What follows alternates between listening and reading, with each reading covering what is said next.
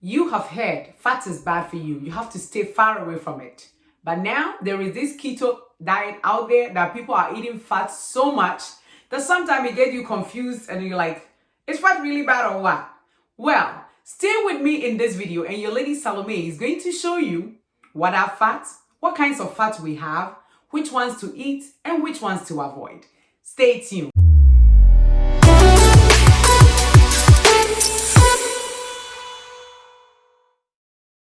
Hello, lovely people. Welcome to Ezra Wellness, where you learn proven ways to healthy living. This is your lady Salome Adamako. I'm a nurse by profession. If you want to learn proven ways to healthy living, subscribe to my channel. And when you do, click on the notification bell so you don't miss out on any of my educative videos. Today, I'm talking about fat. What is fat in the first place? Fat is one of the macronutrients, like your protein, your carbohydrates. We have fat. Let's talk about some of the benefits of fat. We need fat to be able to absorb some of our vitamins, like your vitamin A, vitamin D, vitamin E, vitamin K. These are called fat-soluble vitamins, so we need fat to absorb them. We also use fat as a source of energy, the way that we use glucose. We need fat also to insulate our body, and it keeps us warm. We also need fat when we are building our cells. The cell membrane uses fat. In our body, the nerves, the shelf that covers the nerves also uses fat.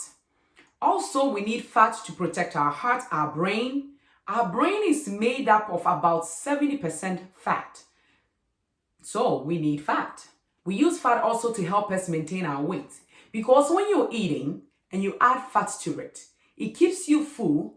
And because of that, it makes you eat less of the food and you don't get hungry very quickly. So by doing that over time, it helps to control your weight. So with these benefits and more, that is the reason why we need fat. Now, you're saying to yourself, Salome, well, which fat would I eat? There are three kinds of fat out there. The first one that I want to talk about is your trans fat. Trans fat, we have some that occur naturally in some animals, like your goats, your sheep, your cows. This trans fat is in their intestine, so it ends up in their meat and their milk and things like that. And we shouldn't worry about it because it's just a small amount. But the trans fat, that is a problem that we have to worry about, is the one that is made in the industry. They take vegetable oil, they add hydrogen to it in a process called hydrogenation. By so doing, it makes this oil solid at room temperature.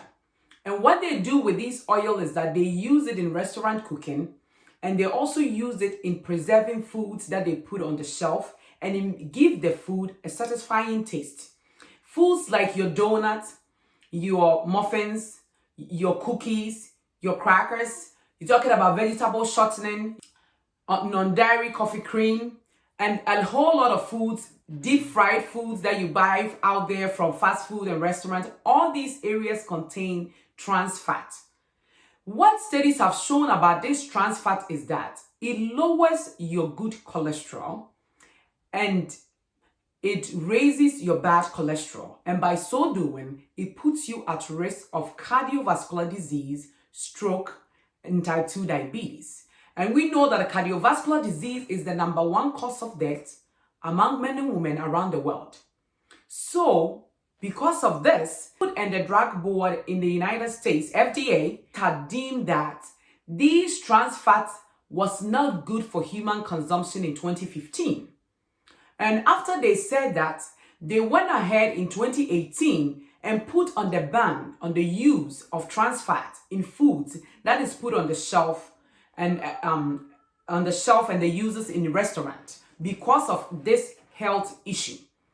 But even though it was banned in 2018, they still gave them the permission that food that have already been processed could go into circulation all the way up to 2021.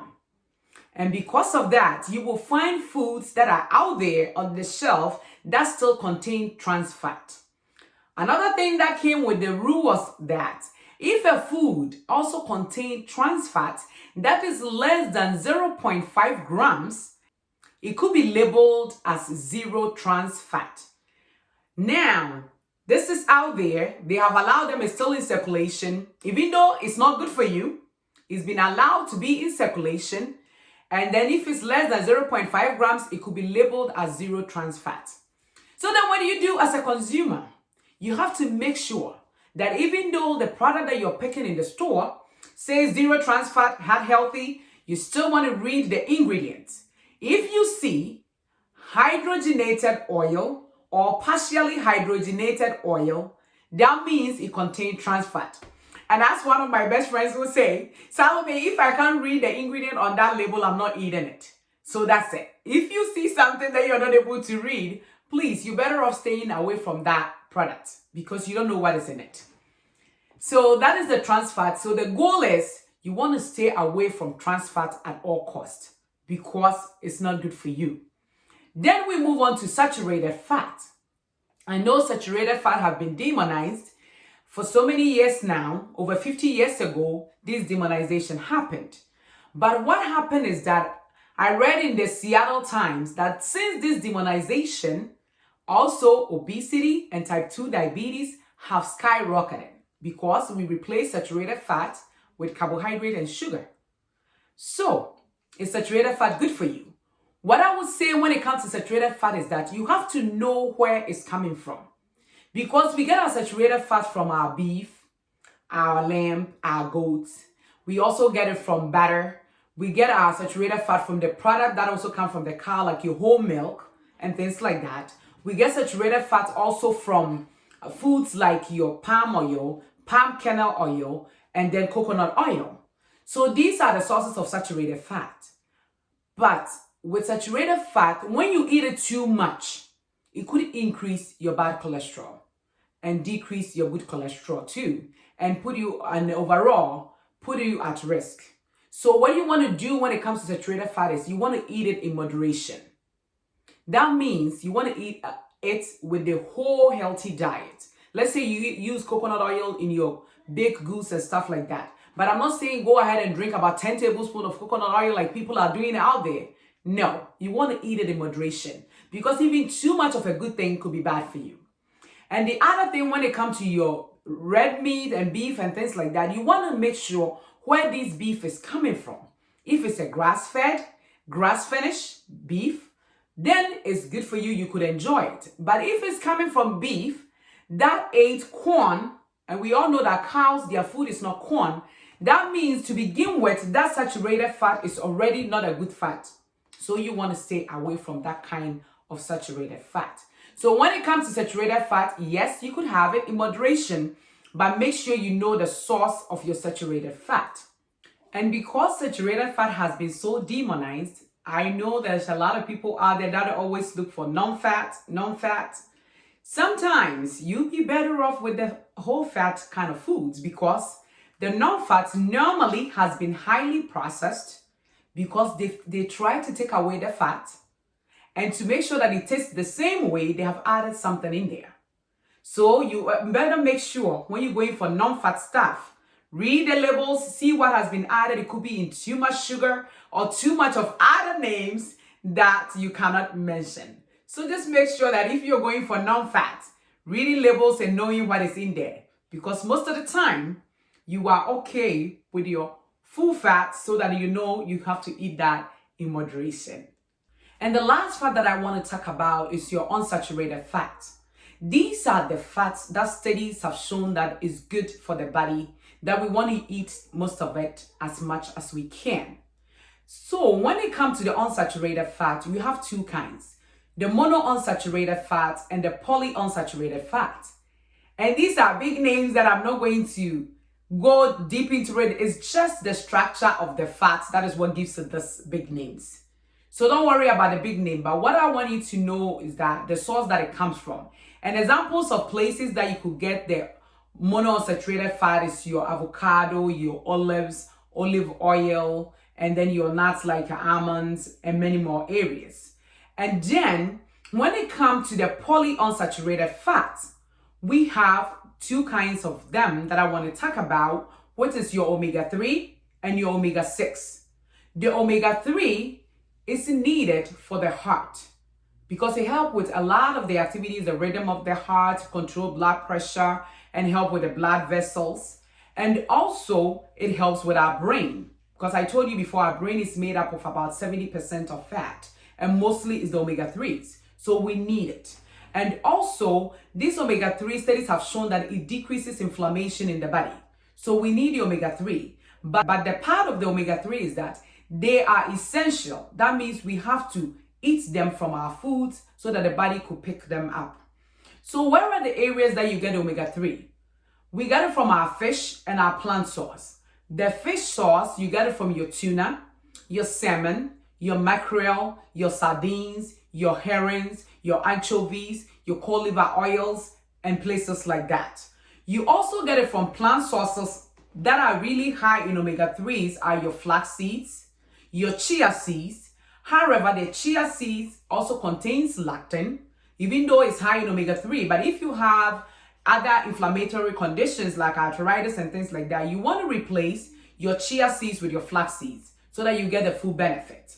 And then also you get it from also from plant sources like your walnuts. Algae also have omega-3s in there. These omega-3 studies shows that most of the time we lack the omega-3.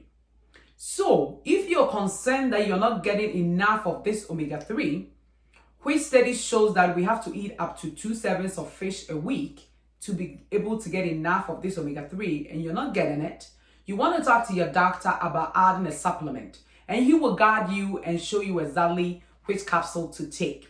And also, we have the omega-6s.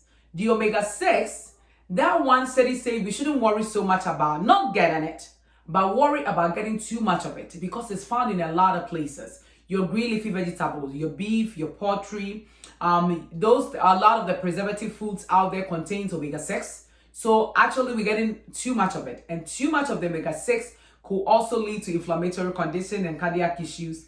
So you want to make sure you're reading labels and making sure you're getting enough of the good fats and not too much of the bad one. So now you know, when it comes to fat, we have 3 kinds. The trans fat, which you want to stay away from as much as you can by reading your labels, making sure that it's not there. And then your saturated fat, which you want to make sure you know where it's coming from. You eat it in moderation, adding it to your overall healthy food. And then when it comes to the unsaturated fat, which is the good fat, you add it to your food as much as you can. And when you get the opportunity, make sure you are replacing your saturated fat with an unsaturated fat. And when you do this, adding it to your overall healthy eating, you will get the most benefit out of your fat. Thank you for watching this video. I want you to like it, share it to friends, and give me a comment. Are you new to this channel? Don't forget to subscribe and click your notification bell so you don't miss out on any of my educative videos. Remember, this is Ezra Wellness, where you learn proven ways to healthy living. Thank you.